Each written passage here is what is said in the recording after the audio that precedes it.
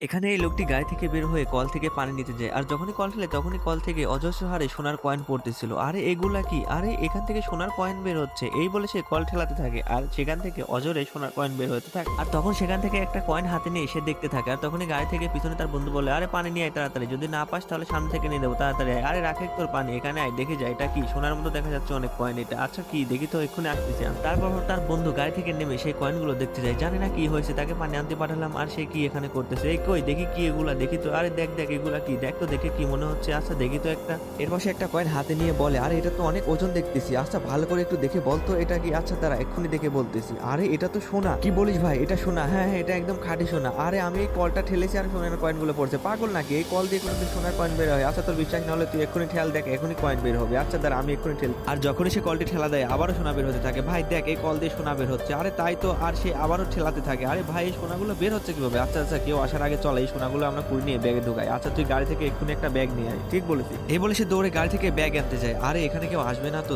এই বলে সে টাকলা গাড়ি থেকে একটি ব্যাগ নিয়ে, "আরে তাড়াতাড়ি খুলে যা সিম তাড়াতাড়ি ব্যাগটা বের করে নি। আর কেউ আসার আগে এই সোনাগুলো আমরা সব নিয়ে নেবো আজকে। তাড়াতাড়ি বন্ধ হয়ে যা ভাই।" এরপর তার টাকলা বন্ধু গাড়ি থেকে ব্যাগ নিয়ে দেয় সোনাগুলো ব্যাগের ভিতরে ভরতে। "ভাই তাড়াতাড়ি ঢোকা। কেউ আসার আগে সব সোনা ভরতে হবে।" আর তারা যখনই সোনা কুড়াচ্ছিল ঠিক তখনই ওখানে জমিদার চলে এসে, "আরে তোমরা কি কেমন লাগলো আমাদের কলের পানি?" "আরে জমিদার সাহেব হ্যাঁ তো আপনার কলের পানি খুবই ভালো। আমরা খেয়ে অনেক খুশি হয়েছি, অনেক মিষ্টি পানি। হ্যাঁ, হ্যাঁ আমার বইতে আরো অনেক কল আছে। সবগুলোর পানি এরকম স্বাদ।" "আরে বলেন কি? আচ্ছা, আচ্ছা ঠিক আছে। আচ্ছা চলো আমরা এখানে একটু বসে কথা বলি।" "আচ্ছা জমিদার সাহেব চলুন। এই টাকলা তুই এই ব্যাগটা নিয়ে যা। আসতেছি আমি জমিদারের সাথে কথা বলি।" "আচ্ছা ঠিক আছে।"